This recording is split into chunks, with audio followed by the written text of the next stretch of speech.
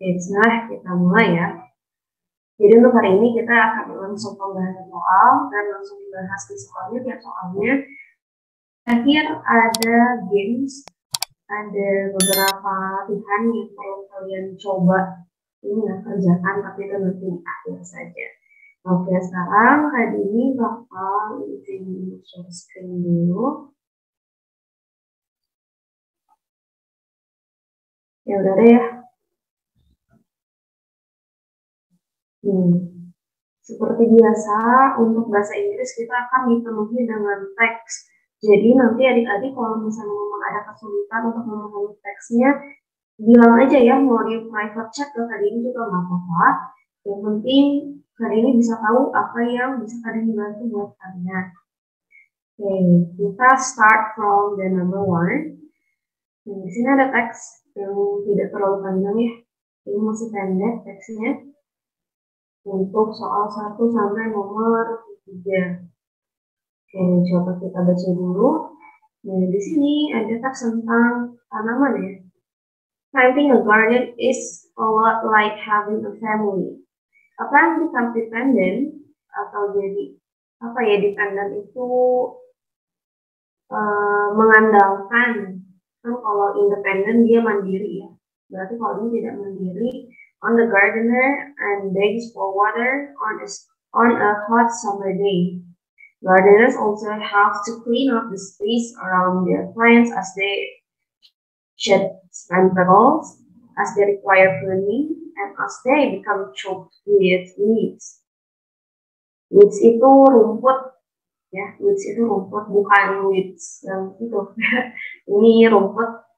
Terus gardeners also provide for the health of their plants, juga memastikan kesehatan dari tanamannya melalui insektisida dan fertilizer. Fertilizer ini pupuk, applications, penggunaan insektisida dan juga pupuk. Nah, lalu seorang gardeners itu punya tanggung jawab untuk tanamannya. On her plants lessen as they die at the end of the season, or they go into winter dormancy. Nah, ada yang tahu nggak dormancy ini apa? Coba, kira-kira apa dormancy? Ada yang tahu?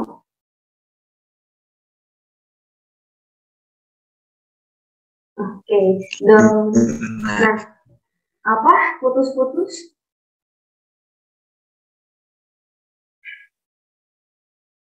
Siapa tadi? Putus-putus?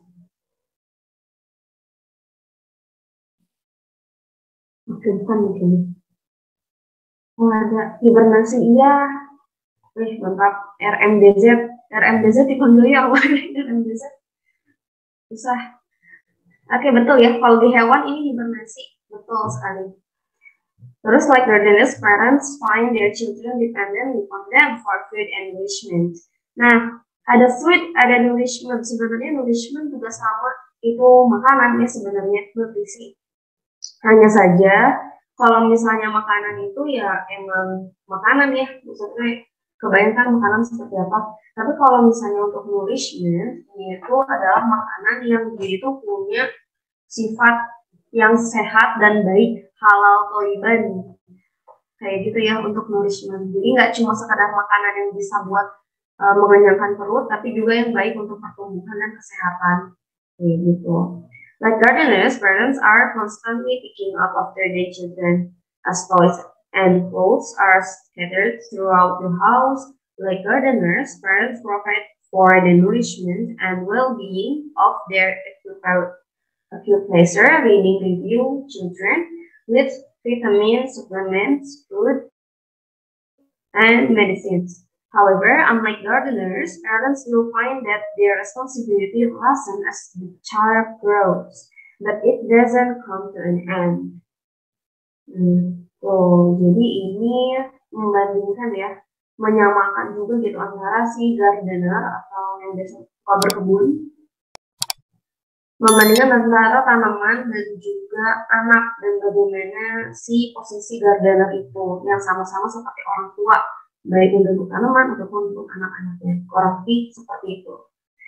Nah, di sini ada soal nomor 1 bisa kita lihat. According to the passage, the main difference between gardeners and parents is, coba ada yang tahu nggak? According to the passage, sesuai dengan si teks ini, passage itu teks. Wih, Fahri langsung menjawab. Gardeners' responsibilities never lessens year after year, unlike parents who will enjoy decreasing responsibility with advancing years. Yes, that's right. Thank you, Fahri. Sudah berpartisipasi. Keren banget. Betul ya jawabannya? Ya. Nah, ini dilihatnya dari mana? Nah, teman-teman, kalau misal kalian baca satu-satu, itu kan lama ya. Baca segini tuh ya lumayan lah, ada mungkin 2 menitan, sekitar 2 menit. Nah, kalau misalnya kalian mau cepat, ada caranya itu skimming dan scanning. Jadi untuk lebih mudahnya, kalian baca dulu soalnya, kalian cari kata kuncinya. Kata kuncinya kan di sini ya, main difference between ini. Nah, ini kan yang ditanyanya. Fokus ke pertanyaannya. Nah, terus untuk menentukan difference ini atau misalnya perbedaan, itu tuh bisa digunakan sebuah konjungsi. Di sini tadi ditulis ya. Conjunction. Conjunction ini apa? Untuk apa ya? Namanya tuh membandingkan 2 hal yang berbeda. Contoh yang ada di teks ini adalah however. Ketika ada however, itu yang merupakan conjunction, maka dia ini berarti ada yang kontradiksi. Nah, di sini ada di sini nih. Nah, karena dari yang awal sampai ke terakhir menjelang akhir ini memang si penulis itu lebih banyak menjelaskan, mencontohkan ya, kalau misalnya sebagai gardener untuk tanamannya seperti apa, terus kalau dari orang tua ke anak itu seperti apa. Nah, ini adalah ciri-ciri pembeda. Jadi kalau misalnya nanti ditanya tentang main difference, kalian bisa cari yang ada however, atau ada yang ada although, yang sama even though, it's still the same. Even though, yang kayak gini. Nah, berarti salah satu PR teman-teman hari ini adalah mencari tahu beberapa conjunction atau konjungsi. Barangkali ini bisa membantu sebagai kata kunci kalian. Jadi nanti ketika baca nggak usah baca semua, cukup cari yang emang akan menjelaskan tentang perbedaan. Contohnya ini lah. Begitu. Oke, itu nomor 1. Nomor 2, the organizational pattern of the passage. Nah, ini si teks ini tuh terorganisirnya tuh seperti apa sih? Nah, setiap teks pasti kalian dari SMP udah belajar ya, setiap teksnya ketemu apa namanya struktur, betul ya? Kalian asing nggak sama struktur teks? Atau bosan kenapa kita selalu belajar struktur teks gitu ya setiap belajar teks baru? Nah, sebenarnya itu fungsinya buat ini. Jadi ketika kita tahu struktur, kita akan tahu yang pertama untuk menulis, kita tahu bagaimana cara menulisnya karena udah ada arahan kan kayak guideline kalau kita punya struktur kayak gitu. Yang kedua, sebagai reader atau sebagai pembaca, kalian tuh bakal tahu di mana sih aku harus nyari topik misalnya. Misalnya ditanya adalah topik. Karena topik itu berarti kan menjelaskan tentang ini teksnya ngomongin apa sih. Itu pasti ada di pembukaan, ada di awal-awal paragraf. Kenapa? Karena fungsi dari awal paragraf atau paragraf awalnya, paragraf pertama gitu ya bisa dibilang, itu adalah sebagai opening. Di mana opening itu punya tugas untuk menjelaskan ini ada apa sih, atau ini objeknya kenapa sih yang kita diomongin ini, kenapa sih, kenapa kita harus ngomongin itu sih. Jadi si latar belakang dan juga apa objek tersebut atau apa hal yang terjadi itu ada di paragraf pertama. Makanya kalian kalau misalnya mengetahui fungsi struktur itu sangat membantu banget untuk mencari jawaban sebenarnya seperti itu. Nah, kita balik lagi ke sini, patternnya seperti apa sih? Apakah ini yang tadi ya, masih dengan teks yang sama? Apakah ini tentang cause and effect? Berarti ada sebab dan akibat. Apakah ini chronological? Chronological itu dia seperti sejarah ya. Jadi selalu ada tahun, biasanya kayak pada tahun 1883 terjadi apa, lalu 2 tahun kemudian, lalu pada tahun 1895-nya terjadi apa. Biasanya untuk sejarah gitu. Karena chronological itu artinya berurutan ya, berurutan. Nah, kalau cause and effect ini tadi sebab akibat. Berarti di dalamnya kurang lebih akan ada yang namanya if bla bla bla happens, maka akan terjadi apa. Nah, ini kurang lebih kalau ada cause and effect atau ada pakai konjungsi so. Jadi ada sebab dan akibatnya, itu akan sangat terlihat kayak gitu. Nah, kalau problem and solution ini seperti namanya ya, berarti ada masalah, berarti menyajikan masalah dan juga memberikan solusi. Misalnya ada masalahnya adalah kelangkaan BBM gitu ya. Lalu apa solusi yang bisa diberikan? Biasanya akan ada di akhir berarti ya solusinya ini. Nah, terus ini ada order of importance. Order of importance berarti artinya itu urutan sesuai kebutuhan atau kepentingan. Ini bisa ada dua, follow yang importance. Ada yang dari nggak penting dulu, terus ke yang penting, atau dari yang penting ke nggak penting, atau dari yang negatif dulu ke yang positif. Misalnya kalau kalian bikin statement untuk debat, kalau misalnya untuk debat atau untuk argumentative text itu bisa diatur gimana kebutuhan kalian, bukan atau kepentingan. Bisa tadi dari yang penting ke tidak penting. Contohnya kayak gitu. Nah, untuk compare and contrast, ini berarti membandingkan. Kontras itu membandingkan, kalau compare itu menyamakan, menyandingkan. Nah, kira-kira jawabannya yang mana? Dari teks yang udah dibaca ini tadi. Coba.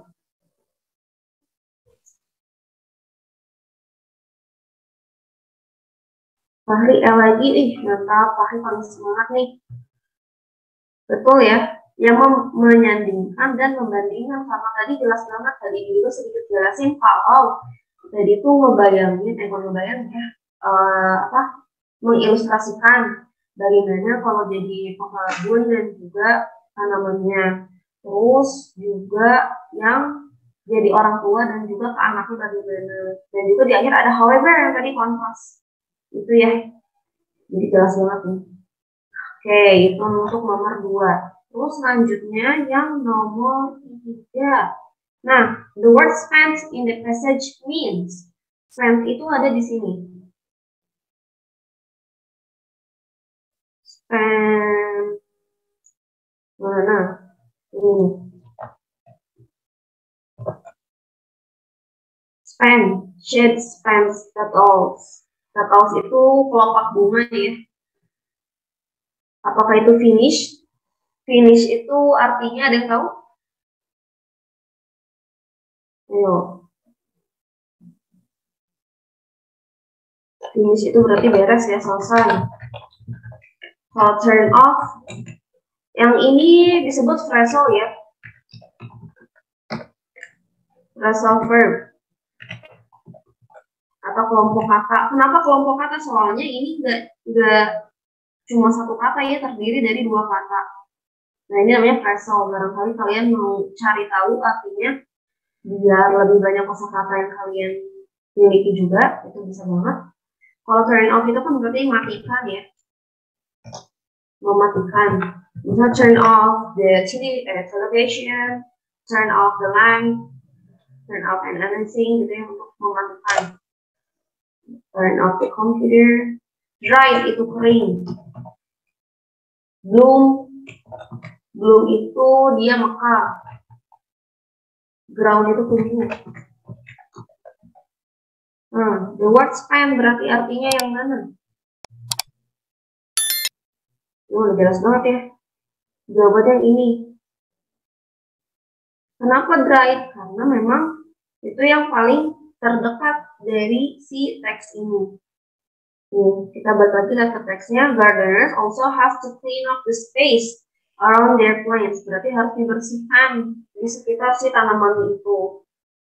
Soalnya si kelopak bunganya itu yang sudah kering itu kan suka berguguran. Nah, ini berguguran shade. Itu jadi ini itu dry, kering. Oke. Are you still following me? There, hello. Ada berapa orang sekarang? Ada 34, Masya Allah. Masih ada orang? Halo, halo. Ada ya? Oke, sip. Kalau gitu kita lanjut ke nomor selanjutnya. Nah, lalu untuk bagian teks seperti ini kan 4-6 ya, lumayan banyak. Teksnya lumayan panjang, ditambah pertanyaannya juga lumayan banyak. I want to say, kalau kalian menemukan suatu teks yang panjang dan juga si soalnya banyak dari teks tersebut, biasanya si soal itu berurutan. Maksudnya berurutan itu berurutan sesuai dengan paragraf. Jadi misalnya nih ya, secara mudahnya, nih kita lihat nomor 4. Nomor 4 itu bertanya tentang topic of the passage. As what I said before, kalau misalnya ditanya tentang topik, itu kemungkinan besar dan sangat mudah kita bisa tahu ada di paragraf awal. Ya, kalau kalian mau make sure lagi apakah itu betul atau tidak yang sudah kalian temukan, kalian bisa baca yang paling terakhir. Kenapa? Jadi gini ya, secara sederhana, teks itu strukturnya terbagi menjadi 3. Sederhananya ya, kan nanti mah dipecah lagi, suka ada 5 atau jadi berapa, namanya beda-beda, tapi tetap intinya itu sama, yaitu ada 3. Yang pertama ada opening, ya, atau orientation, di mana ini teh pengenalan yang tadi bilang, pengenalan tentang isu, tentang objek, tentang topik, tentang judul, itu ada di paragraf awal. Atau si teks itu mau ngomongin apa, atau yang lainnya itu tuh ada di paragraf paling pertama biasanya. Karena fungsinya sebagai opening. Atau kalau misalnya itu tentang debat, berarti si posisi dari si pembicara itu akan ada di awal. Gitu ya. Nah tuh, ya, hati-hati jangan tumpah ya. Oke, terus yang kedua itu isi. Nah, biasanya yang berkembang itu diisi. Diisi ini yang setiap teksnya itu beda-beda. Gitu ya, disesuaikan dengan teksnya. Ada yang isinya untuk memberikan informasi, ada yang isinya deskripsi, ada yang isinya argumentasi. Nah, itu mah gimana teksnya. Tapi tetap isinya itu isi ya. Terus yang terakhir itu adalah penutupan. Nah, untuk di bagian paling akhir ini juga ada beberapa fungsi sesuai dengan teksnya. Makanya tadi di awal harus ingat fungsi teks itu apa. Teksnya ya, apakah itu teks naratif, atau itu teks recount teks, ataukah itu teks apa. Biar kalian tahu nanti di akhir tuh nyeritain apa. Kalau yang seperti ini, biasanya di akhir itu pengulangan. Ya, jadi di bagian akhir itu kalau tidak pengulangan, penegasan kembali statementnya, kesimpulan, atau bagaimana kalau cerita ya, bagaimana cerita itu berakhir. Ada di akhir. Jadi kalian fokus saja ke bagian-bagian itu. Nggak usah nyari ke yang lain atau baca semua teks itu nggak perlu banget. Nah, coba ya kita coba. Nih nomor 1, nomor 1 lagi. Nomor 4, what is the topic of the passage? Nah, di sini coba kita baca paragraf 1 ya, untuk membuktikan apakah yang tadi disampaikan betul atau tidak. Nah, di sini young adults, berarti yang dewasa awal ya, who spend a lot of time on social media during the day or check it frequently throughout the week are more likely to suffer sleep disturbance. Jadi untuk dewasa muda yang banyak menghabiskan waktu di sosial media selama seharian during the day atau check it frequently, ngeceknya sering banget selama 1 mingguan ini, itu sangat memungkinkan are more likely to suffer, untuk menderita sleep disturbance atau gangguan tidur. Then their peers, teman-teman mereka yang biasa menggunakan sosial media tidak sebanyak itu, less atau kurang. Kemarin minggu lalu tadi ini sempat bilang kan kalau ada yang less, ini yang seperti ini berarti artinya kurang. According to new research from University of Pittsburgh School of Medicine, gitu. Nah, ini kita blok dulu yang ini, coba lihat ke bawah apakah ada jawabannya yang isinya kurang lebih seperti itu. Ada nggak? Sleep disruption in young adults. The use of social media by young adults. Social media habits among the young adults. The impact of sleep disruption on social media use. Or the relation between sleep disruption and social media use. Oke. Coba. Mungkin tadi dipindahin ininya ya. Pindahin ininya ke sini dulu. Biar kalian terbaca. Kira-kira yang mana jawabannya? Mungkin Fahri, kalau Fahri ada di sana. Karena biasanya Fahri yang menjawab. Atau yang lain juga boleh dong. Biar Kak Dini tahu nih kalian ada kesulitannya di mana. Biar Kak Dini bantu. Coba, kira-kira di mana? Jawabannya yang mana?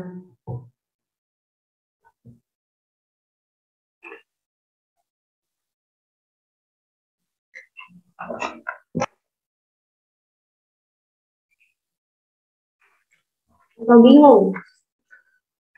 Nah, padahal jawabannya bisa kita simpulkan ya. Yang ini jawabannya adalah relation. Nih, tadi ini tanda itu. Dilihat dari mana? Nah, di sini yang udah who spend a lot of time social media during the day. Berarti tentang masalah menghabiskan waktu di sosial media. Ini yang masalah utamanya. Terus tentang suffer sleep disturbance. Nah, adik-adik, ketika kalian di soal TPS seperti ini ataupun tes TOEFL atau tes bahasa lainnya, itu sangat mungkin si bahasanya itu memakai sinonim ya. Jadi kalau kalian lihat kan di sini disturbance, di sininya disruption. Disruption itu adalah penurunan, kemunduran, kayak gitu. Jadi sama dengan gangguan tidur. Jadi nanti jangan bingung kalau misalnya si kata-katanya berubah. Nah, kalian harus tahu sinonimnya apa ya untuk berjaga-jaga barangkali ada pengecoh seperti itu. Ini kita bisa simpulkan dari sini. Gitu. Kenapa nggak yang impact? Kan sama. Misalnya kenapa seperti itu tadi? Nah, makanya tadi ini bilang kalau untuk memastikan kalian bisa juga lihat ke bagian paling bawah ya. Karena di sana ada kesimpulan, penarikan akhir. Oh, pokoknya yang kayak gitu deh. Nah, di sini kita lihat participant who reported most frequently checking social media throughout the week had sleep time. Nah, ini juga tentang gangguan tidur. Jadi kalau misalnya ini artinya itu impact dari gangguan tidur kepada sosial media. Nah, ini juga yang harus diperhatikan ya. Ini artinya seperti apa? Jangan sampai karena waktu yang terburu-buru, karena sisa-sisa pengerjaan matematika dan juga Indonesia, jadinya kita terlalu terburu-buru di sini. Hati-hati. Itu ya. Oke, itu nomor 4. Terus kembali lagi, lanjut ke nomor 5. The chance of getting sleep disruption for a subject who spend most of their time on social media during the day. Again ya, during the day. Nah, ini kalau misalnya tadi teman-teman baca itu ada di bagian akhir. Ada di bagian akhir nih. Coba baca di sini. Kira-kira apa jawabannya?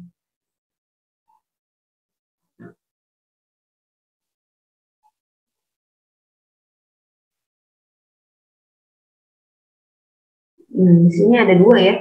Jadi ada partisipan yang report most frequently checking social media throughout the week. Ini ada yang week. Kalau yang week, dia punya kemungkinan 3 kali untuk mengalami masalah tidur dibandingkan dengan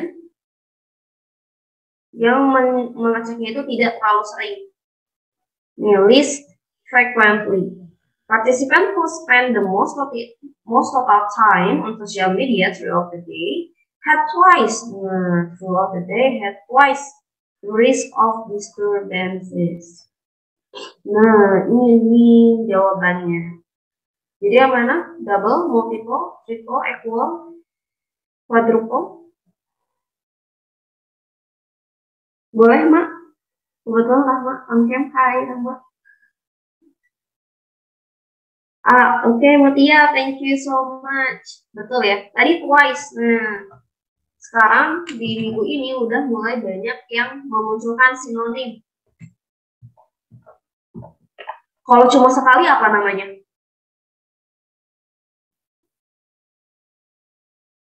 Ayo. Tahu nggak, Mutia? Kan twice itu 2, double. Kalau satu, once. Yes, betul. Once itu 1. Nice. Thank you so much. Nice. Nah, ini juga udah ada. Sekarang, the word disturbance in the first paragraph is similar in meaning too. Nah, ini udah lain lagi similar meaningnya. Nah, kalau yang ini, coba kali ini ya. Translatekan satu-satu. Kalau yang ini, dia itu peaceful, tahu lah ya, peaceful itu kan peace itu damai, berarti penuh kedamaian.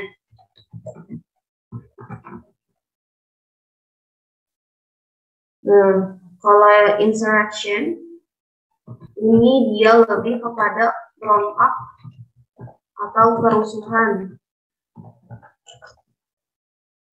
Terus ada tranquility, ini lebih kepada sama kayak peaceful, ketenangan.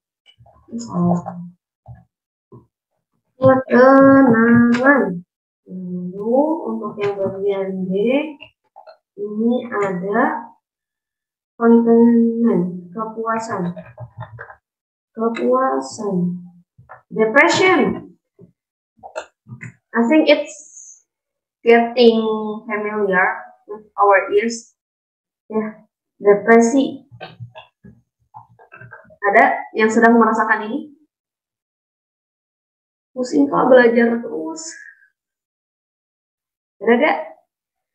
Wah, enggak ya, alhamdulillah. Kayaknya pada happy hari ini. Mantap. Semoga dimudahkan selalu ya adik-adik. Dan dilancarkan juga nih impian-impiannya mau masuk KTN mimpi-mimpinya.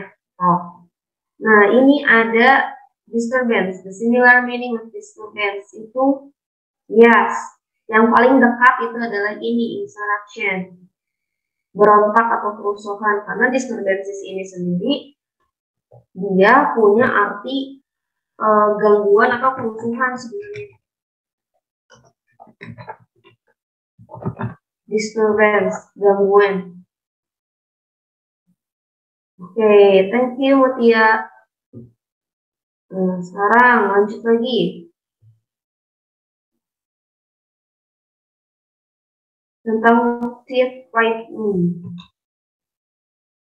Oke, ini ada teksnya. Nah, sekarang coba hari ini tentang kalian untuk melakukan skimming and scanning-nya. Coba nomor 7 dulu. Nomor 7 kalian lihat dia nanyain apa, baru kalian cari teksnya. Harusnya ini bisa kurang dari 20 detik. Kalau misalnya kalian udah bisa baca cepat. What did the article say? Everyone seems to want these days. Iya, contohnya dari mana, Ri? Dilihat dari mana, Ri?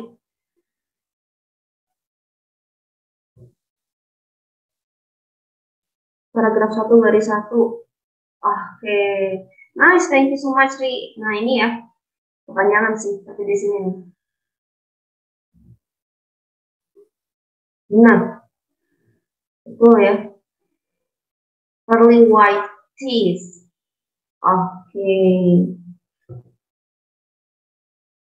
Sip, betul. Jawabannya yang A. Nah, kan cepat ya kalau misalnya dibaca dulu soalnya. Nah, sekarang by how much did complaint rise? Meningkat dari tahun kemarin. Coba.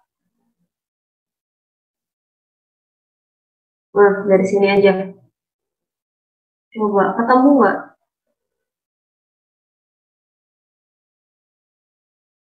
B. Iya, betul. Ada di mana?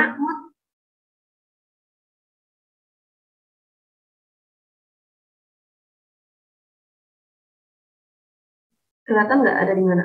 Iya, betul. Nice, thank you so much. Ini ya, persen. Ini pasti masuk aja. 26%. Nice, betul sekali. Oke, yang lainnya ditunggu juga ya jawaban-jawabannya. Iya, it's okay, it's okay. Ada di sini ya. Oke, berarti yang bebek. Nah, sekarang, what was wrong with the people doing teeth whitening in many cases? Nah, berarti ada masalah apa sih ketika orang memutihin gigi? Ini lagi usum banget ya kan sama artis tuh. Nah, boleh dibaca dulu di sini. Coba, apa masalah yang sering muncul ketika pemutihan gigi?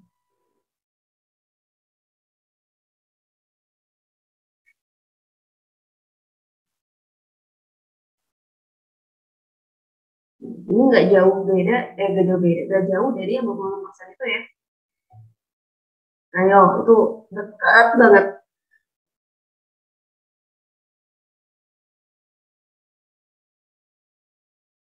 Ayo, yang mana masalahnya?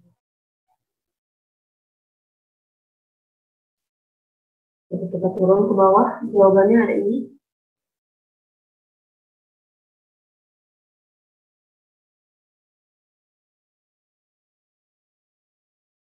Iya, betul, Fahri. Iya, mantap. Mutia dan RMDZ sudah kembali. Oke, betul ya. Apa itu teh artinya? Ini nih, yang ini. Kan ini yang masalahnya kan. Nah,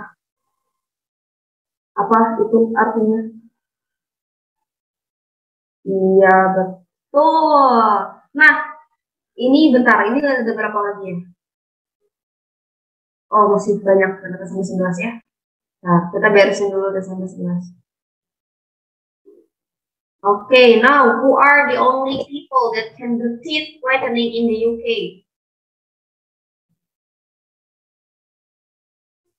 Kalau di UK itu cuma bisa siapa sih yang melakukan pemutihan gigi?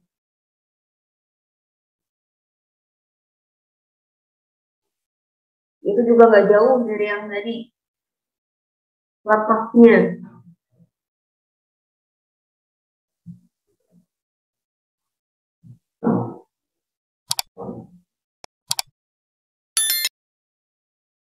Di UK, siapa aja yang bisa melakukan praktik tersebut?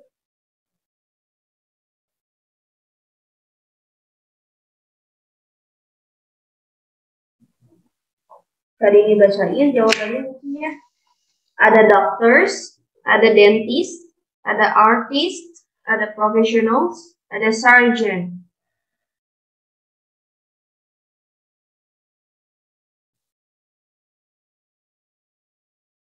Professionals, right? Nah, easy, right? Nah, yang pertama ketika misalnya ada yang nanya ya, si teks itu bertanya siapa yang melakukan ini. Itu biasanya di ciri-cirinya itu ada by-nya, guys. By itu kan artinya oleh. Nah, terus Kak Dini juga mau nge-highlight ini, can only be performed. Nah, ini itu adalah salah satu bentuk kalimat pasif dalam bahasa Inggris. Itu ya. Apa ciri-cirinya? Ini kebetulan pakai yang models. Kalau models, dia ada models dulu, terus nanti diikuti dengan be, ya, memang be aja kayak gini. Terus nanti ada perform, bentuk ketiga. Itu namanya passive voice atau kalimat pasif dalam bahasa Inggris. Kalau kalian lupa kalimat pasifnya yang gimana itu, yang kalau misalnya kalimat aktifnya kayak gini ya. Hari ini menulis di papan tulis, misalnya. Nah, kalau pasifnya papan tulis ditulis oleh tadi yang ciri-cirinya tuh pakai ini ya, imbuhan di gitu. Nah, by professionals. Nah, ini jawabannya.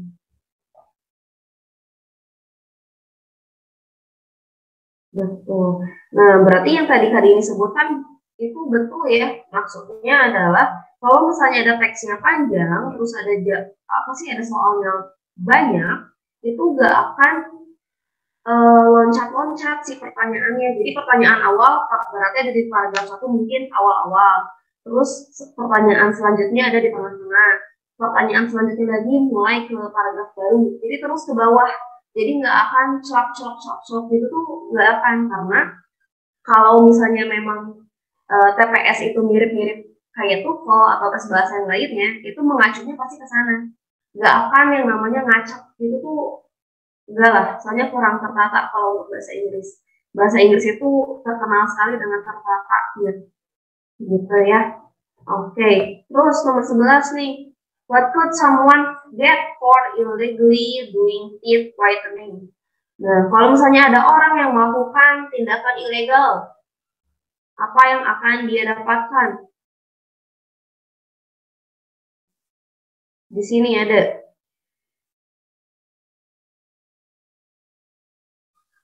Paragraf akhir ini. Apa yang didapatkan jika seseorang melakukan aksi ilegal?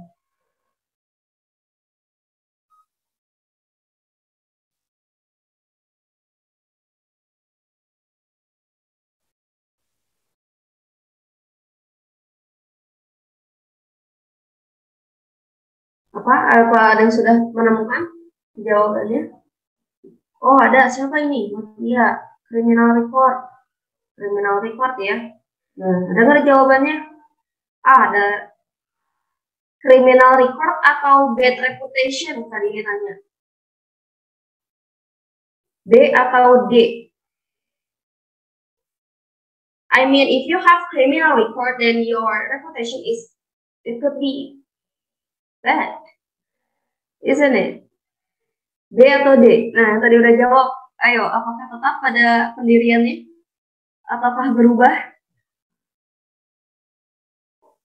Criminal recordnya yang kayak gimana, Kak? Itu kalau misalnya kamu SKCK ya, nanti mungkin biasanya kalau udah lulus kalian mungkin butuh SKCK. Kalau kalian pernah melakukan kriminalitas itu kan nanti ada jejak kegiatan itu apa kejahatan itu ada di namanya catatan kriminal. Kayak gimana nih RMDZ? Apakah tetap pada criminal record yang D atau ke D?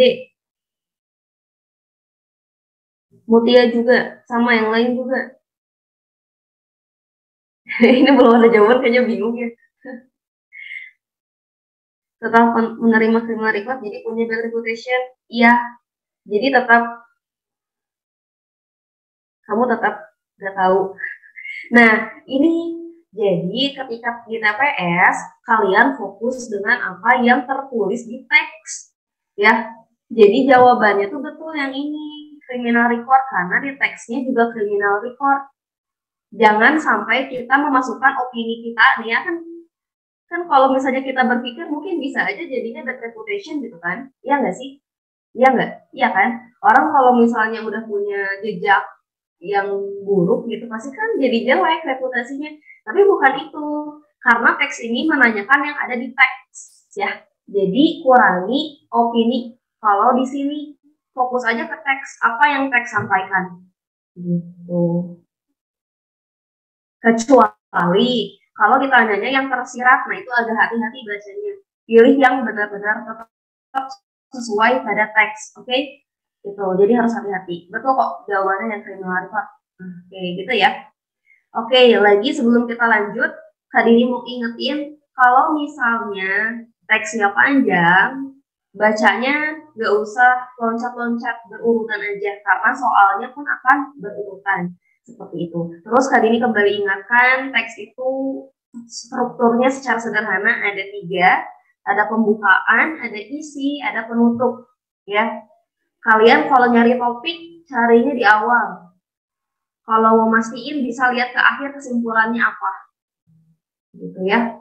Karena di awal itu untuk pengenalan, kalau ditanya tentang isinya, kalau misalnya ada teks deskripsi, ditanya tentang deskripsi gajah atau hewan kayak kemarin, itu ada diisi. Nggak akan ada di awal atau di akhir, itu belum waktunya. Kalau misalnya di akhir berarti kesimpulan atau bagaimana menutupnya. Itu secara sederhananya ya, biar kalian langsung sat gitu pas baca teksnya. Nah, terus ini juga sama, panjang. Ini panjang banget. Kelihatan nggak sih kalau segini? Oke, ini panjang banget ya. Jadi kita baca aja dulu pertanyaannya 12 dan 13. Nah, ternyata pertanyaannya seperti ini berarti nggak perlu ini ya, nggak perlu dibaca teksnya betul ya? Nah, ternyata bisa menghemat waktu. Apa sih intangible itu? Coba, the underlined word has opposite meaning with. Yuk, apa tuh? Opposite meaning berarti anonim. Apakah kira-kira intangible itu apa sih Kak Dini? Intangible itu tidak terlihat, tidak berwujud. Berarti kalau misalnya nyari kebalikannya, cari yang berwujud. Coba ada yang tahu? Kira-kira apa jawabannya? Nggak ada yang mau mencoba menebak? Silahkan.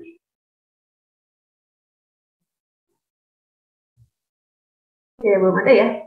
Oke, coba kita dari sini. Oh, udah ada. Siapa nih?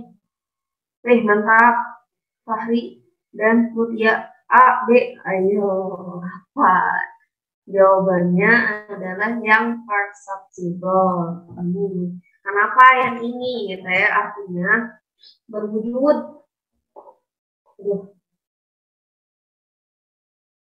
Berwujud. Dapat disentuh. Perceptible. Kalau yang agreeable itu kan berarti dapat disetujui ya. Pertanyaannya, apakah kamu bisa menyentuh atau memegang suatu hal yang kamu setujui? Kayak, oh iya aku setuju buat nambahin $5 deh buat kue ini misalnya. Kan nggak bisa disentuh. Ucapannya $5 mah iya bisa dipegang. Cuma kan si agreement itu kan nggak bisa kita sentuh.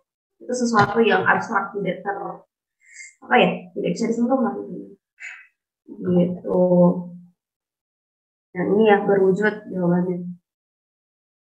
Ayo kita coba lagi. What is the main idea of the text? Nah, main idea ya. Nah, ini mirip sama main topik. Coba kita baca ke paragraf pertama. Apakah akan ketemu jawabannya?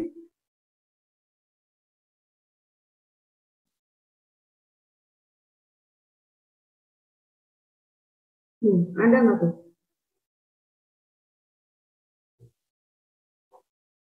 Ini yang kita copy aja karena ini sangat jauh. Ini ada yang naik ke sini. Ada nggak jawabannya? Keren.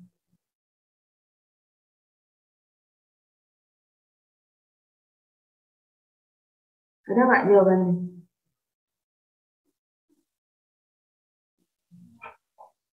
Nine traditional Balinese dances have been recognized again. Ini pasif. Kenapa ini harus kalian highlight kalau nanti kalian mau jelasin yang lain? Ini harus kalian pahami dulu. Ini pasif voice. Ada nggak jawabannya?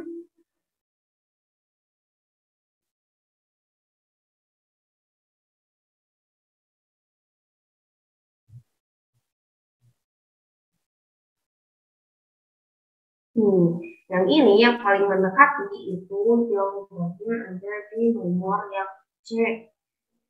Bali menerima recognizing on the local dances from UNESCO.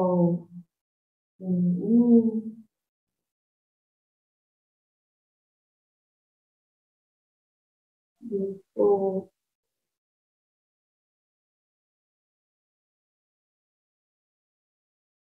Oke. Terus selanjutnya sebentar. Part of oh no, sorry. No. I'm sorry. Ini ya. Soalnya bukan baliknya kan ya, tapi tarian baliknya sendiri. Ini ya, nomor 13 itu yang ini. Oke, kita lanjut ke 14 dan 15. Lagi ini teksnya lumayan. What is another name for London Saint Pancras?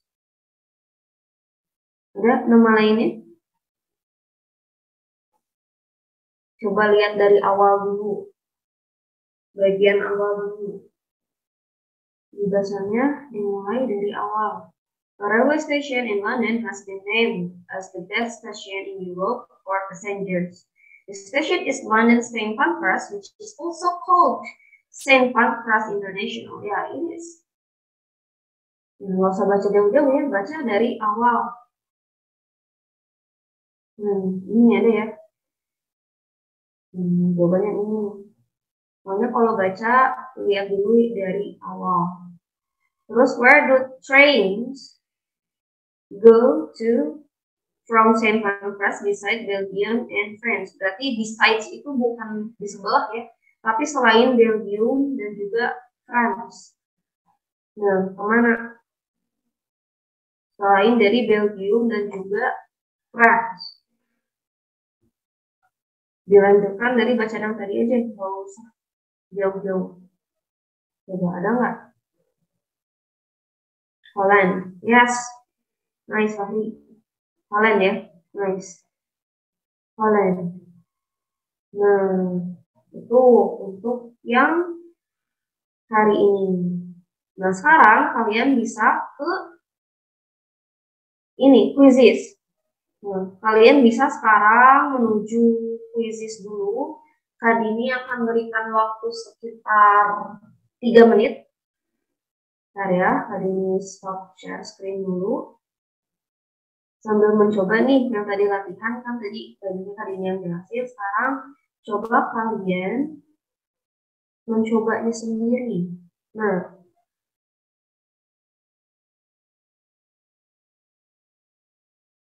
itu ya yang tadi kita refresh dulu.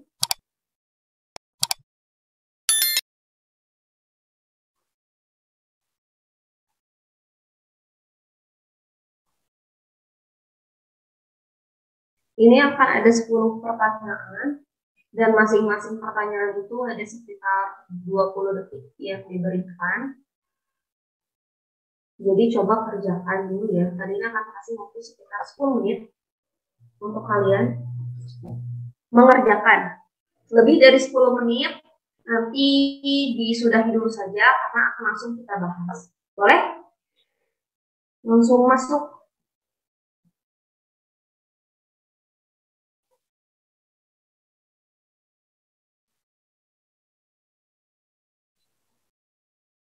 Oke, jadi yang aktif ada Fahri, ada Mutia, ada RMDZ, dan yang lainnya ditunggu ada 30 orang partisipan ya di sini.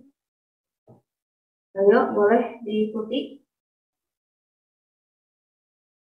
Kalian bisa buka quizzes, terus nanti masukkan kode ini.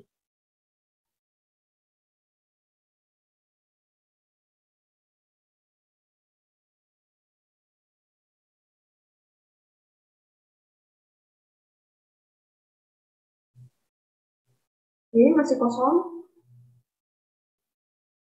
Ayo, pada kemana?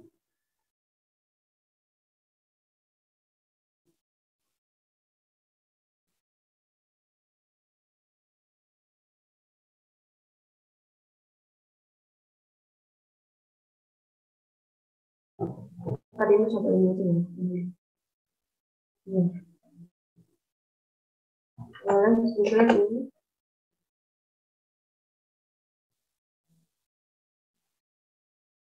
Silahkan.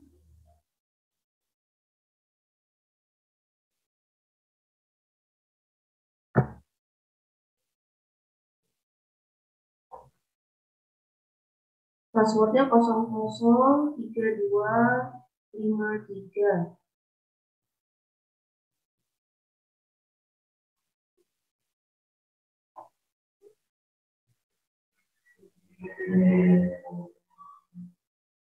Bisa nggak?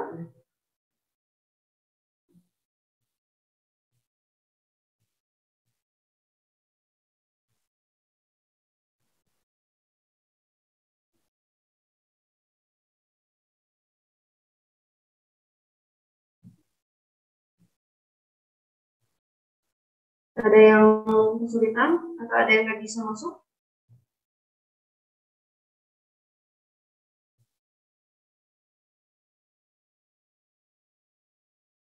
Masih kosong? Halo, pada dari sana? Tidak, ada kesulitan? Oh, di sini udah ada banyak ya, tapi kalau di sini belum ada. Oke, ya sudah, kita mulai saja ya untuk minimalisir waktu. Ini udah ada Rahma, ada Amanda, Resta, Mutia, Raffi, Fahri. Ini ada apa ini? FR, LLA, RMDZ, Aiko, Novel, Nisa. Oke, mulai ya. Kok tapi nggak ada di sini. Benar.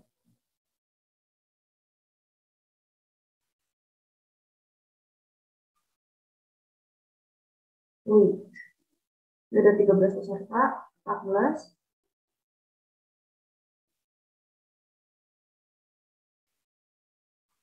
Nah, oke, mulai aja langsung. Sip, silahkan dicoba.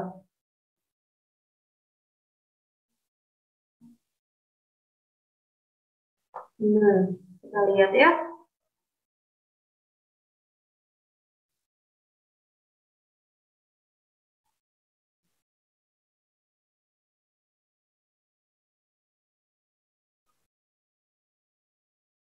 Wih, wih, oke, oke. Wah, Resta menduduki posisi pertama. Oke, gaskeun. Terus,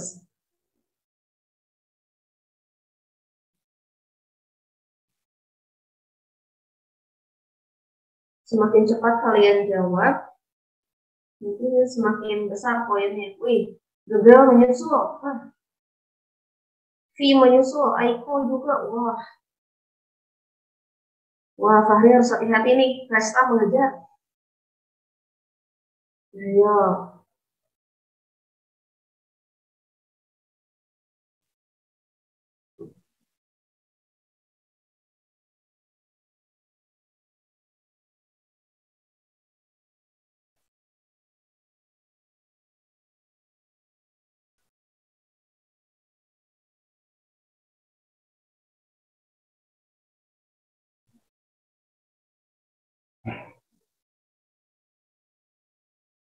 semakin sulit.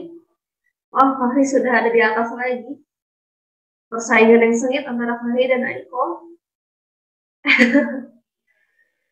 Iya, iya. Oh, Nova menyusul. Oke, ayo Aiko.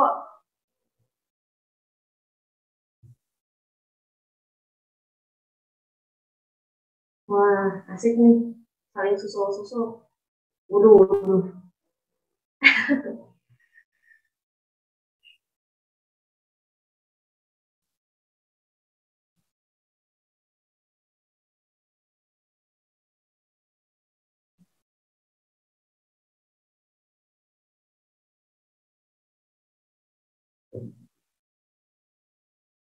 Ya, ini teksnya masih banyak yang tadi.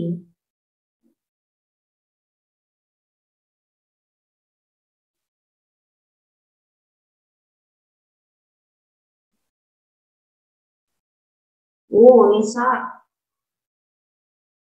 Wah, Nopal, naik lagi. Oke. Wih, wih. Ini sengit sekali ya.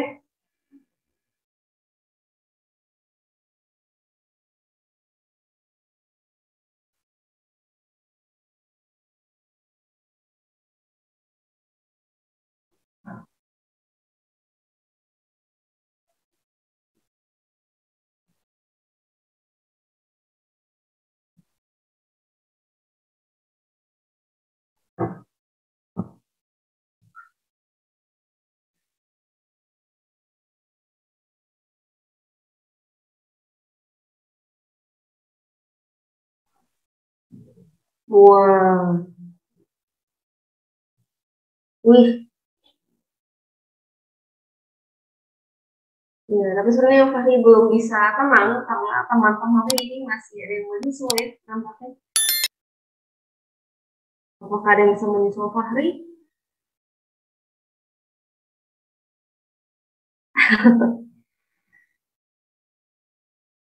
Waduh, waduh, waduh.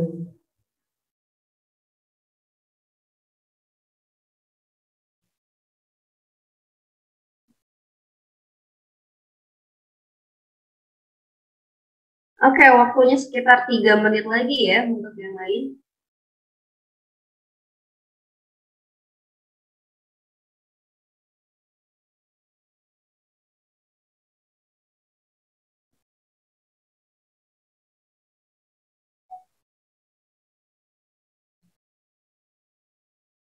Ayo RMDZ, kamu kemana?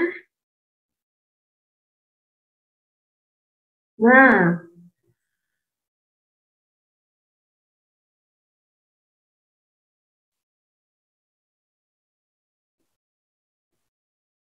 wah, bisa melejit nih. Wah, Mutia juga. Wah, waduh, ayo. Aiko posisinya tidak aman. Wah, ini ada yang, woi, oke. Ada perpindahan posisi dari nomor 2 dan 3. Iya, apakah kita lihat ada lagi? Waktunya sekitar 2 menit lagi ya.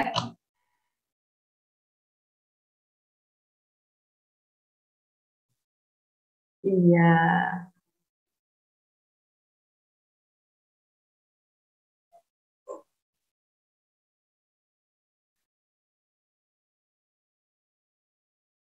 Wih, lebih melesat.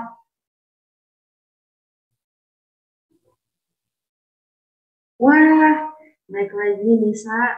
Oh, Rahma. Wah, perebutan 5 besar ini sengit ya. Wah, aduh, aduh. Nah, sekitar 1 menit lagi.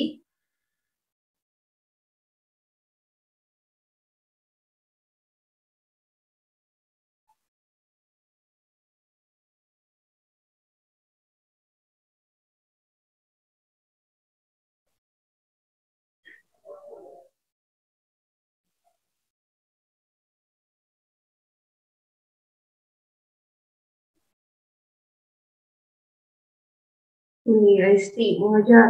Iya. Wow. Wow. Wah, seru ya. Perebutan tahta.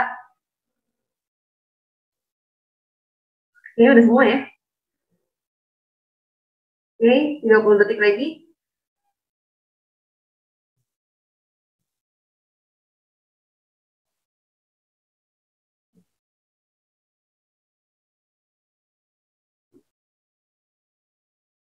20,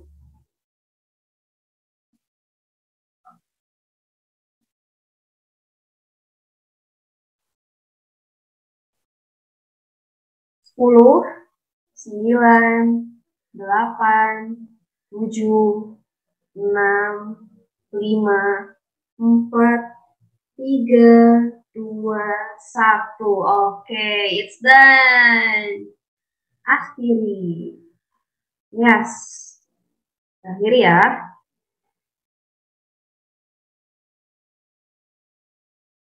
Baik. Yeay! Tepuk tangan untuk Fahri, Rahman, dan Resta, dan juga untuk yang lainnya. Terima kasih sudah mencoba quiz hari ini ya. Mantap banget. Mari kita berikan tepuk tangan melalui kombo kita masing-masing. Karena online ya. Nggak bisa secara langsung. Oke. Sip. Gimana tadi? 10 soal. Susah?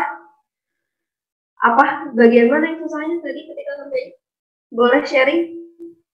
Biar bisa kita bahas.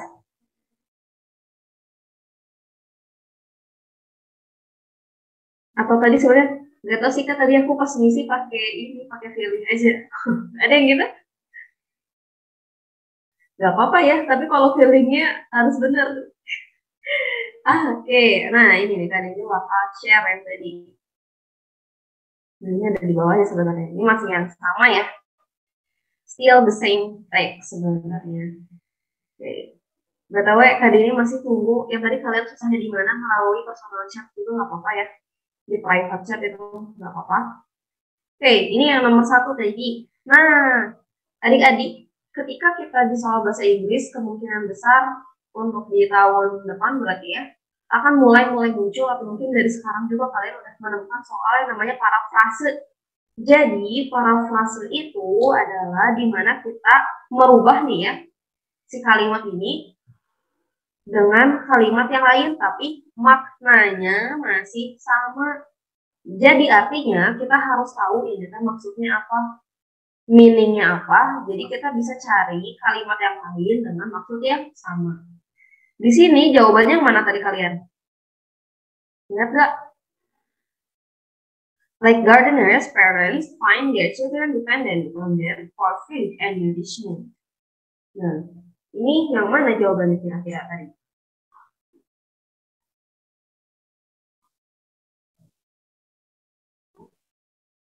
Nah, jawaban yang paling memungkinkan adalah yang ini ya. Anak-anak itu rely on itu sama dengan dependent, mengandalkan. Rely on. Ini juga phrasal. Udah satu kesatuan kayak gini. Rely on their parents for food as though as plant begs the gardener for water. Kan sama ya. Gardeners, seperti gardeners, parents find their children dependent. Sama. Gitu. Jadi yang ini jawabannya tadi. Nah, itu ya. Nah, terus selanjutnya, nah ini yang young adults. Young adults. Ini lumayan panjang. What is the writer's intention? Intention itu maksud, tujuan. Apa sih tujuan writers untuk menulis teks ini? Ada yang tahu? Tujuannya apa sih?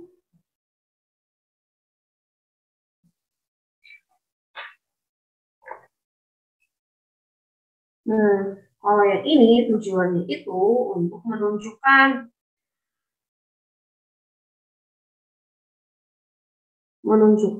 si pengaruh dari sosial media itu ke dalam pola tidur yang jadi berantakan atau yang sulit tidur ya kayak gitu.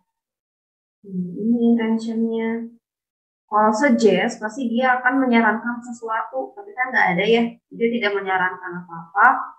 Kalau expose itu hanya untuk menunjukkan saja, tapi ditambah ini nggak nyambung sih to expose the complexity of gadget itu kan nggak ada ya, nggak ada sama sekali bahasan kesulitan kesulitan apa ya, kompleksitasan dari si gawai itu kan nggak ada. Terus untuk memberitahu that young adults spend most of their time on using social media now, karena udah kita temukan juga tadi topiknya itu adalah keterhubungan relation antara si sosial media, checking sosial media dan juga gangguan tidur. Oke, jadi itu jawabannya. Terus yang ini sekarang. Nah, nanti deh. Nanti. Nah, the sentence which is irrelevant to the topic in the text above, the sentence number.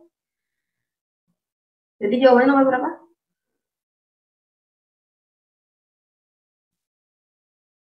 5 ya. Oke, nice. Nomor 5, kenapa?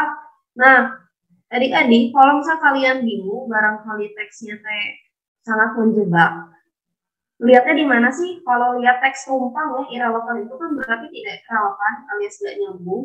Kalian lihatnya dari ini. Jadi setiap kalimat itu mereka harus saling satu padan gitu ya. Misalnya kita baca nomor 1 nih, vaccines are developed apa namanya kan, diciptakan untuk melawan penyakit. Sebagai contohnya, nah masih melanjutkan hal yang sama. Nah, sedangkan untuk Louis Pasteur ini nggak ada yang diomongin sebelumnya. Pun kalau misalnya mau, mungkin lebih baik di awal ya si Louis Pasteur ini muncul, tapi kan nggak juga. Makanya ini rumpang sekali tiba-tiba membahas si Louis Pasteur. Padahal kita benar-benar fokus pada membahas bakteria, membahas tentang si vaksin ya. Jadi nggak nyambung sama sekali. Jadi gitu cara tahunya. Kalian ingat ya, kayaknya minggu lalu kali ini bahas juga sih. Jadi dibaca kalimat sebelumnya atau kalimat sebelumnya lagi, lalu disambungkan, itu nyambung nggak sih? Masih satu area nggak sih ngobrolinnya? Kalau misalnya enggak, berarti itu yang bukan. Oke, the main information of the text tell us about apa? Ada yang masih ingat jawabannya apa? Yang tadi kalian isi? Oh, ada yang ingat? Oke. B. Nah, ya betul ya. Penggunaan bakteria yang mati untuk pembuatan vaksin itu main information-nya. Oke, thank you so much. Lanjut. Di sini, nah ini ada referring atau perujukan. Di sini nih adanya. Mana sih? Nah ini nih.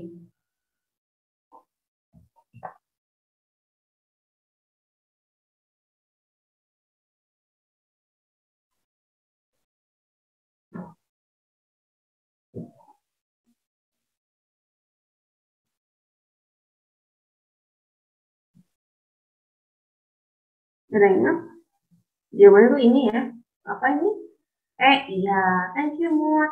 Nice banget. Betul. Ini jawabannya. Itu ya. Ini juga sama untuk kalimat perujukan. Kalian cari kalimatnya di mana dan baca sebelumnya. Itu lebih bahas siapa subjeknya. Oke? Gitu. Oke, lalu ini railway station. What is the name of the organization that conducted the survey? Ini harusnya the ya. Orang tepat kalau pakai the. Ada yang ingat tadi jawabannya apa?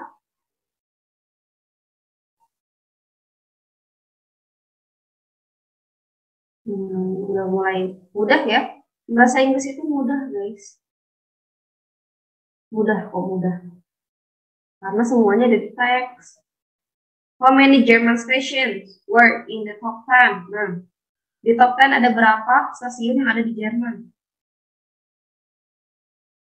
Nice. Wah, RMDZ mantap. 5 ya. 5 tuh kelihatan di mana tadi ini ada di sini mana ya. Nah, 5 of the top 10 stations were in Germany. Nah,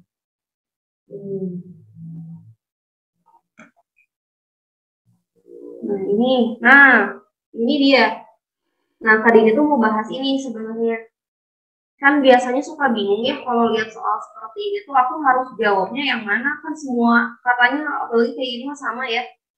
Nah, jadi yang pertama kalian itu harus ingat bahwa susunan kalimat itu ya, susunan kalimat itu dalam bahasa Inggris harus selalu berurutan seperti ini. Ada subjek, subjek itu terdiri dari noun atau noun phrase. Yang tadi ya, ingat kan?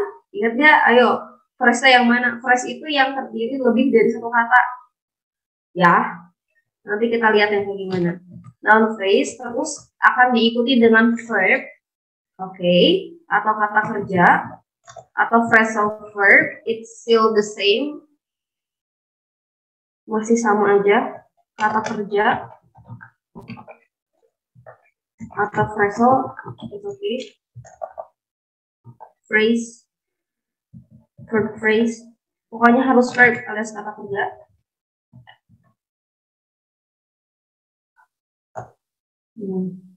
Terus nanti dia itu diikuti dengan objek. Kalau misalnya ada objek ini juga biasanya noun atau phrasal noun, masih sama aja.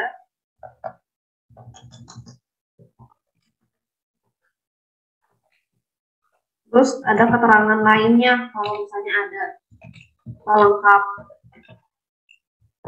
Nah, sekarang kita lihat di sini, ini kita pecah ya. Nah, ini kita pecah nomor 13. All bla bla bla karena di awal itu butuh subjek, berarti kita cari kata kerja, kata benda ya. Berarti kita masih mencari kata benda, atau noun deh, noun aja ya, untuk subjeknya. Nah, at the factory. Berarti ini mah bisa untuk ini ya, memberikan keterangan atau adverb, bisa ada tambahan, boleh. Soalnya masih di sini kepalanya pasti masih sama. Jadi ini masih nyatunya ini.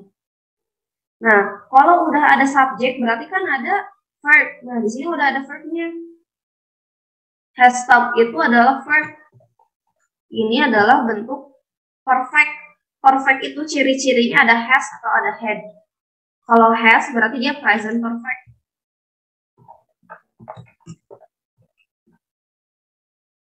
Ini ya. Nah, berarti kita harus nyari kata benda di sini teh. Untuk nomor 13 karena butuhnya untuk noun atau si subjek. Subjek itu harus noun, kata benda. Kata benda itu bisa orang, bisa tumbuhan, bisa hewan, bisa hal-hal lain yang pokoknya terlihat ataupun tidak terlihat oleh mata. Itu kata benda ya dalam bahasa Inggris. Nah, dari 5 ini kita harus cari dan kita harus tahu yang mana sih yang merupakan kata benda. Oke, kita coba dari yang A. Yang A ini tuh kata kerja. Emang kata dasarnya itu kata kerja. Produce. Ini tuh verb. Berarti bukan yang ini ya. Nah, kalian berarti harus tahu sifat-sifat kata. Ini PR banget. Nah, terus udah ada kata kerja. Berarti bukan yang A. Nah, terus kalau misalnya kalian menemukan ada indukan ini, namanya sufiks. Ya, namanya sufiks. Ini itu fungsinya untuk merubah arti. Tadi kan produce ya kata dasarnya. Kalau ditambah jadi producer berarti ternyata orangnya. Orang yang melakukan pembuatan tersebut. Nah, kalau producer itu orangnya. Apakah itu jawabannya? Bukan. Bukan ya. Kan nggak ditanya siapa yang melakukan itu. Nggak ada kan. Kita hanya butuh noun aja. Nah, lalu ada production. Nah, production ini baru noun. Production. Ciri-cirinya adalah ini, ion. Sama imbuhan. Jadi, kalau misalnya kalian bingung, aduh ini apa ya jawabannya sama semua, mirip semua, kalian harus menghafalkan, jadi mah biar mudah aja sih ya. Hafalkan sufiks. Nanti di file ini bakal kalian kasih, di bawahnya ada ini ya, beberapa link buat kalian belajar sufiks atau afiks, biar kalian tahu juga sifat katanya apa. Yang ion itu ciri-ciri dari kata benda. Kata benda yang artinya itu proses pembuatan.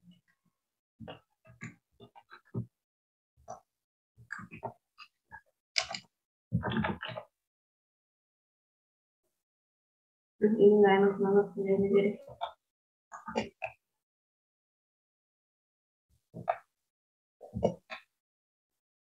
Gitu.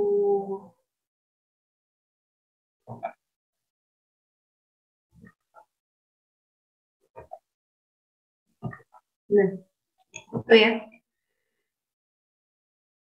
Oke. Nah, ini udah ada noun. Ya, kurang lebih masih jawabannya ini ya.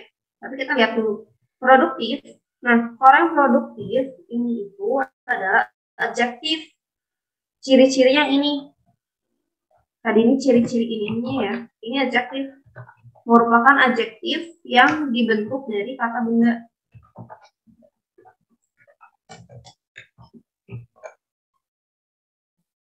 Gitu. Terus selanjutnya adalah producing.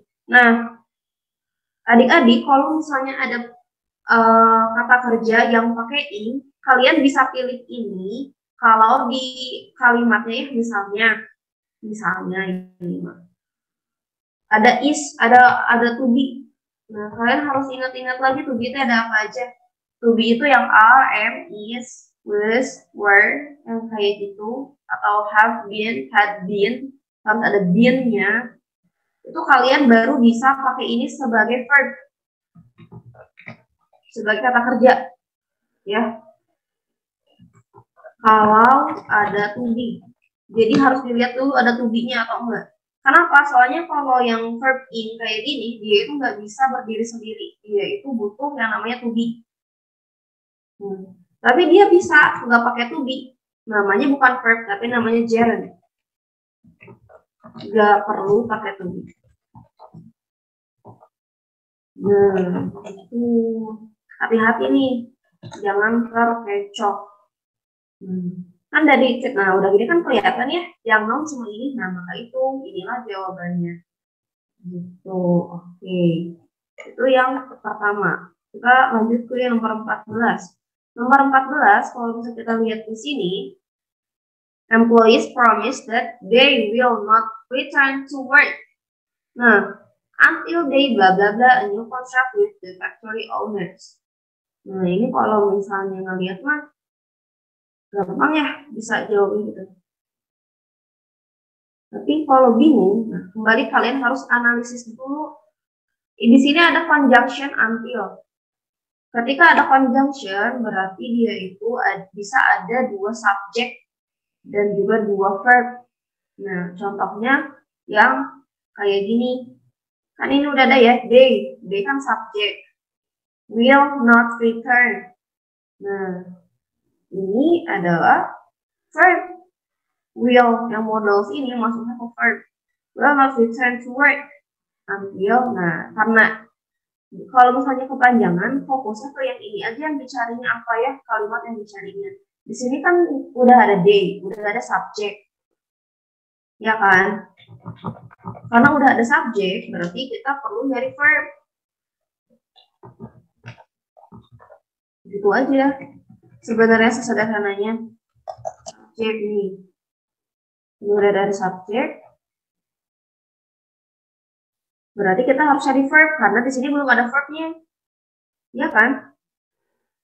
Verb, terus a new contract, itu kan berarti objek, ya. With the factory owners, itu komplement atau pelengkap. Berarti harus nyari yang verb di antara A, B, C, D, E. Jawabannya adalah yang negotiate. Negotiate itu adalah kata kerja. Gitu. Ini nih kalau nggak salah ciri-cirinya AT. AT itu adalah ciri-ciri dari kata kerja.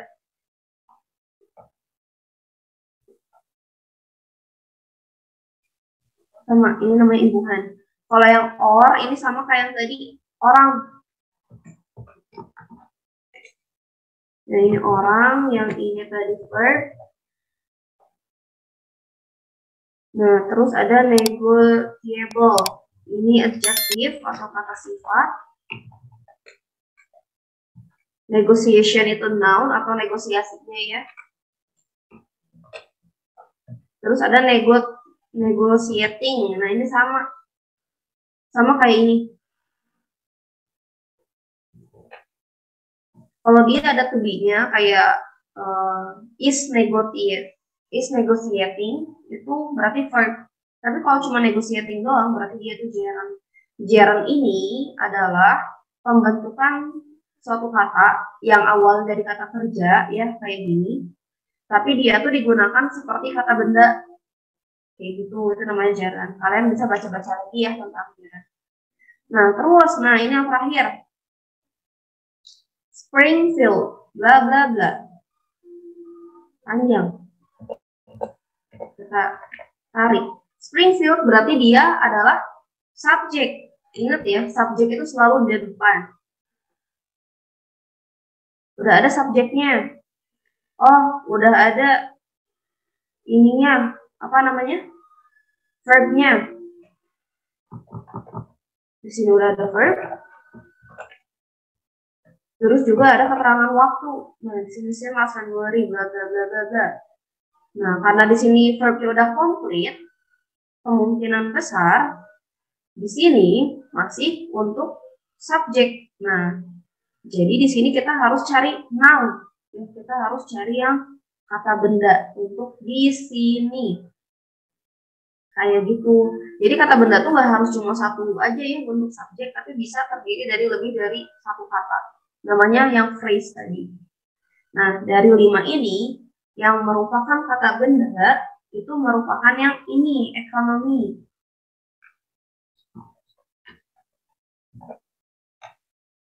Ciri-cirinya ini. Oke, jawabannya yang ini. Karena emang kita mencari noun. Seperti itu. Oke, cepat saja ya. Kalau ini itu kata sifat, ini juga masih kata sifat. Hanya saja artinya bisa berbeda ya, karena sufiks itu ditambahkan bisa merubah sifat kata dan juga merubah makna. Terus yang ini verb. Kalau yang ini adalah adverb. Nah, kalau adverb ini cuma bisa ditaruh di awal kalimat ya, ditaruh di awal atau akhir kalimat. Gitu. Oke. Nah, itu dia bahasa Inggris hari ini. Cukup banyak ya materi yang tadi diterima. Tadi mulai dari awal. Dari awal ada teks panjang. Ingat-ingat lagi. Kembali lagi hari ini mengulas sedikit. Kalau teksnya panjang itu kalian bacanya nggak usah diloncat-loncat karena pasti berurutan. Soalnya juga berurutan. Jadi dari atas sampai ke bawah. Terus tadi struktur teks juga kalau kalian bisa baca-baca lagi itu lebih bagus, akan lebih menghemat waktu kalian. Terus juga apalagi ya, lebih banyaknya yang tadi ya, tentang verb dan ini untuk misi blank. Karena ini kemungkinan besar pasti akan ada, tadi bisa jamin, yang seperti ini. Jadi kalian perlu tahu banyak, kosakatanya juga perlu tahu banyak, dan juga sifat katanya apa. Dan kalau mau sederhana, ini aja yang diingat. Ini kalimat aktif ya. Kenapa Kak tadi dibilang kalimat aktif? Soalnya kalau kalimat pasif seperti yang tadi, mana ya? Mana kalimat pasif?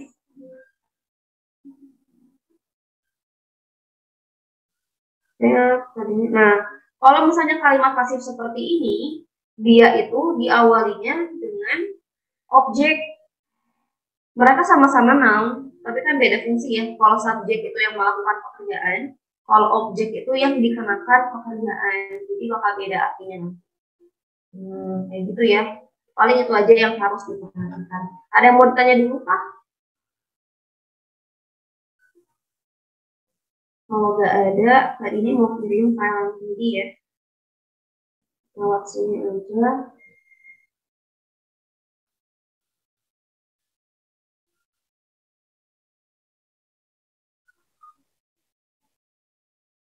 Nah,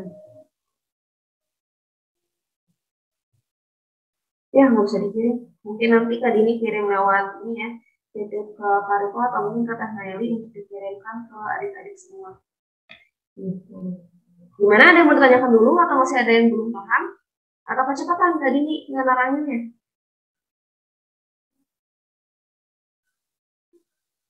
Cukup ya?